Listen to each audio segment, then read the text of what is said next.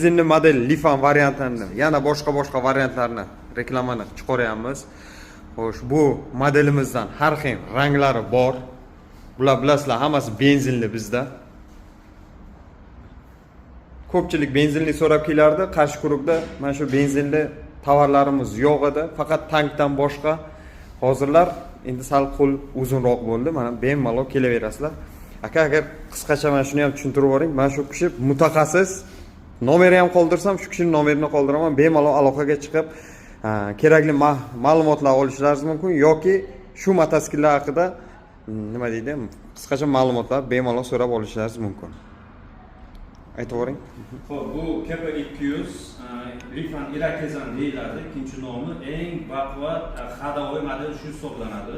O'zbekiston Cobalt ekanda. O'zbekiston eng katta bozori Rossiyada. Chunki bu brend bo'lgani uchun biz dunyoda bu narsalar sotiladi.